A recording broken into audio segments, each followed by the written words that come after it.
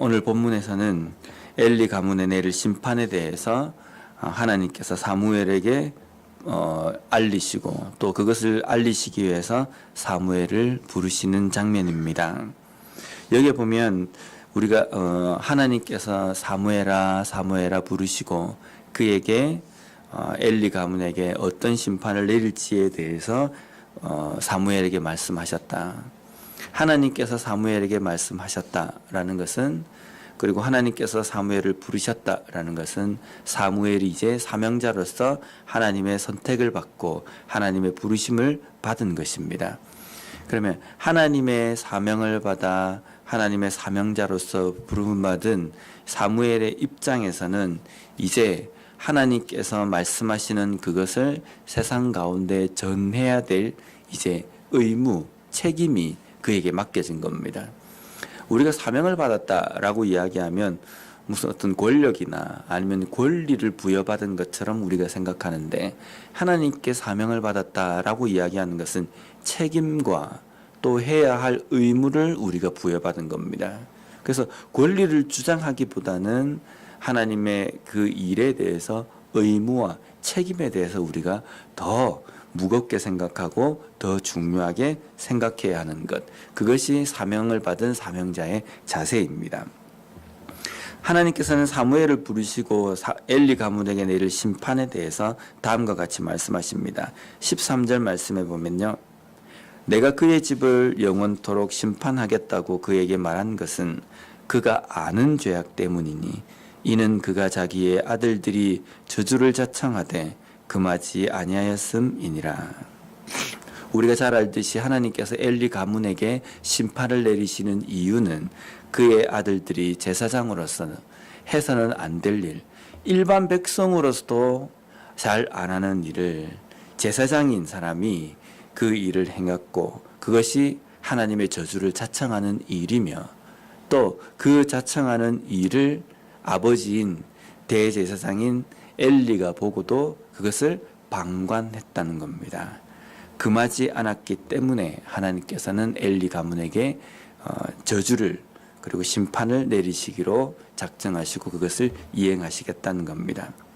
그러면서 오늘 사무엘에게 말씀하실 때 이에 대해서 13절에 보면 그에게 말한 것은 그가 아는 죄악 때문이다 라고 이렇게 말씀하십니다. 아는 죄악.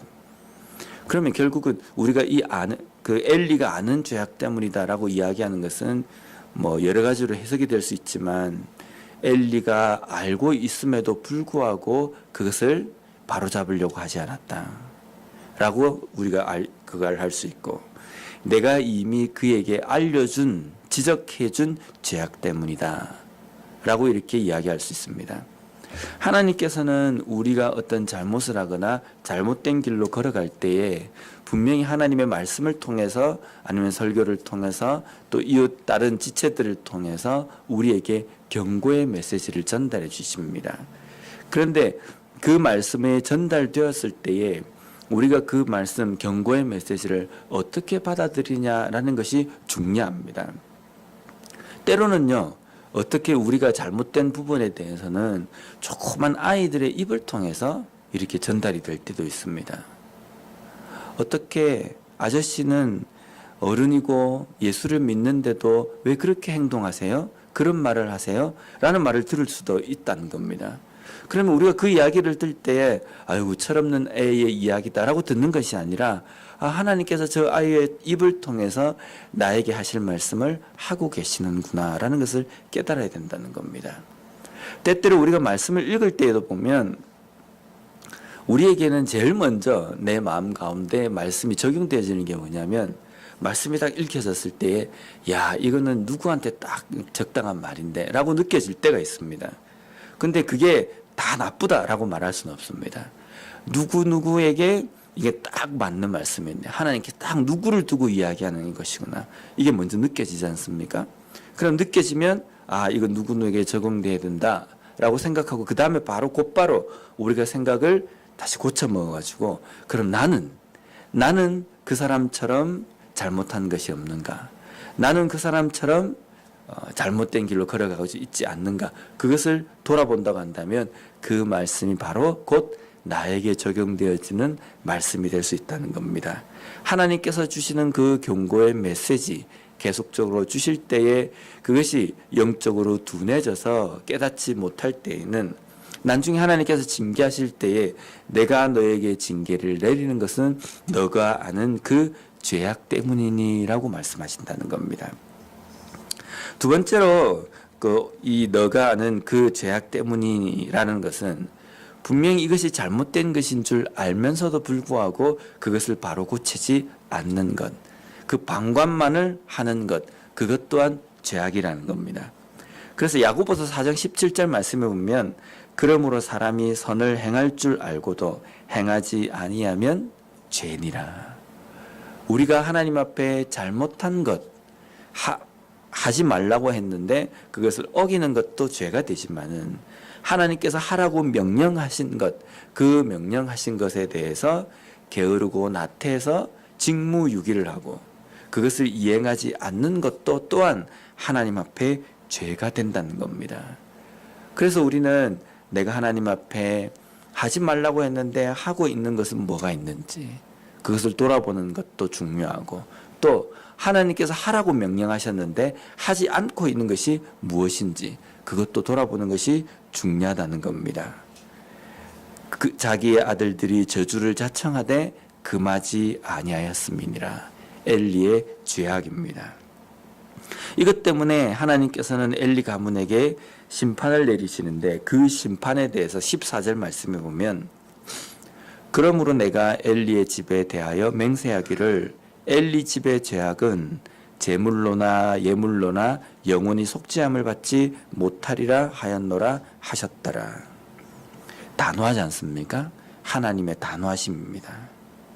내가 맹세하기를 엘리 집의 그 죄악은 제물로도 예물로도 영원히 속죄함을 받지 못한다. 왜 그렇습니까?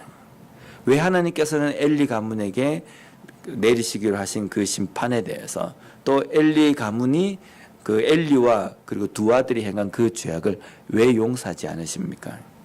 하나님께서 용서하지 않으시겠다는 말씀이 아닙니다. 여기 보면 제물로나 예물로나 영원히 속죄함을 받지 못한다. 이 말 뜻은 무슨 뜻이냐면 엘리와 두 아들은 지금 그들이 지금 잘못하고 있는 것이 뭐냐면 하나님의 제사, 하나님 앞에 드리는 제물, 예물에 대해서 업신여기는 사람입니다. 뭐 이런 게 힘이 있겠느냐, 뭐 이런 게 효과가 있겠느냐, 뭐 이게 대단한 것이냐, 이렇게 생각하고 있는 겁니다. 그러한 사람에게 하나님 앞에 제사를 드리고 하나님 앞에 예배를 드리며 제물을 드린다, 속죄 제물을 드린다, 이것에 대해서 별로 그렇게 크게 생각하지 않는 사람이기 때문에 지금 이 세 사람의 태도는 하나님 앞에 제물을 드려서 이 속죄 제물을 드림으로 인해서 하나님께서 이 제물에 대해서 응답하시고 우리의 죄악을 용서해 주시기를 바란다라는 마음이 없다는 겁니다. 그렇기 때문에 그들의 죄는 하나님 앞에 용서함을 받지 못하는 죄와 같다라고 이렇게 말씀하시는 겁니다.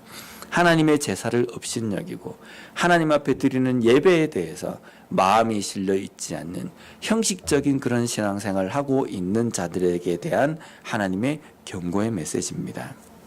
가끔 신년초가 되면은 명절이나 이렇게 뭐 어떤 중요한 절기가 되면은 메일이나 또 핸드폰, 셀폰, 문자로 이게 축하 그런 뭐 인사 같은 게 막 옵니다.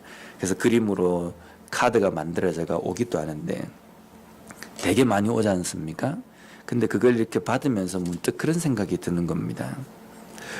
이분이 이제 그게 보면 좋은 말이 많지 않습니까? 올 한 해도 건강하시고 또 올 한 해도 하는 일이 다 잘 되고 뭐 물질적으로도 아주 풍성해지길 바랍니다라고 이렇게 좋은 말들이 많이 쓰여져 있는데 정말 이 말들 속에 이걸 보내신 분 중에서 물론 그런 마음들이 있으신 분도 있을 겁니다. 정말 나에게 이것을 보내면서 이렇게 되기를 원한다라고 간절한 마음으로 마음을 실어서 보내는 사람은 과연 몇 분이나 될까? 되게 많이 오거든요. 그러면 그런 생각이 드는 겁니다. 어쩌면 우리가 하나님 앞에 예배를 드리고 하나님 앞에 우리의 정성을 드린다라고 이야기할 때 그 정성이 어쩌면 하나님이 받으실 때에 단체로 오는 이 문자와 같지 않을까라는 생각이 드는 겁니다. 우리가 아무 생각도 없고 마음도 실려 있지 않는 예배, 마음도 실려 있지 않는 그러한 드림, 희생, 봉사. 과연 그것을 하나님께서는 어떻게 생각하실까? 우리가 만약에 예배를 업신여기고 하나님 앞에 기도를 업신여긴다고 한다면 우리가 잘못하고 우리가 하나님 앞에 고쳐야 될 부분들, 드려야 될 부분들이 있을 때에는 방법이 없는 겁니다. 예배를 업신여기고 예배를 하찮게 생각하는데 어떻게 예배에 대한 어떤 하나님의 은혜를 기대하고 예배를 통해서 하나님 앞에 뭔가를 드리겠다라고 우리가 말할 수가 있겠습니까? 그렇기 때문에 우리는 다시 한번 우리의 현실에서 하나님께 드리는 것에 대한 그 상태를 다시 한번 점검해야 될 필요가 있다는 겁니다. 하나님은 이 심판에 대해서 단호하십니다. 11절과 12절 말씀을 보면 여호와께서 사무엘에게 이르시되 보라 내가 이스라엘 중에 한 일을 행하리니 그것을 듣는 자마다 두 귀가 울리리라. 내가 엘리의 집에 대하여 말한 것을 처음부터 끝까지 그날에 그에게 다 이루리라. 하나님께서는 결정하시고 하시겠다라고 말씀하신 것에 대해서 단호하게 처음부터 끝까지 그것을 다 이루겠다라고 말씀하십니다. 신실하신 하나님입니다. 근데 신실하신 하나님이 우리에게 복을 주시려고 약속하셨으면 반드시 우리에게 복을 주신다라고 그것만을 적용할 때 신실하신 것이 아니라 우리에게 내리겠다고 말씀하신 징계와 심판에 대해서도 약속하신 것에 대해서는 반드시 이루어진다는 겁니다. 그래서 우리가 말씀을 볼 때에 하나님께서 나에게 함께 하시겠다고 약속하셨고 나에게 복을 주시겠다고 약속하셨기 때문에 하나님 반드시 저에게 주셔야 됩니다. 하나님은 신실하신 분이지 않습니까? 라고 이렇게 이야기하기 이전에 하나님께서 우리에게 경고의 메시지, 징계의 말씀, 그것에 대해서 말씀하신 것에 대해서도 이 잘못에 대해서 이렇게 하나님께서 단호하게 이야기하시고 반드시 내리시겠다고 말씀하셨기 때문에 내 삶에서도 잘못한 부분이 있을 때에 이렇게 하나님께서 징계하실 것이라는 그것을 우리가 먼저 깨닫는 것도 필요하다는 겁니다. 우리에게 주신 사명, 하라고 말씀하신 것이 무엇일까? 하나님의 복음의 증인으로서 이 땅의 삶을 살아가는 겁니다. 그러면 내가 이것을 잘 행하고 있는 것일까? 알고도 행하지 않는 것일까? 나는 과연 하나님 앞에 드린다고 이야기하는 예배와 또 희생과 봉사에 대해서 어떤 생각을 가지고 있을까? 내가 마음을 다해서 하나님 앞에 진심으로 드리는 것일까? 그것을 다시 한번 돌아보므로 말미암아 하나님께서 기뻐 받으시는 예배, 사명자 또 그리고 봉사, 희생을 온전히 드리는 진정한 그리스도인으로 살아가는 우리 모두가 되었으면 좋겠습니다. 기도하겠습니다.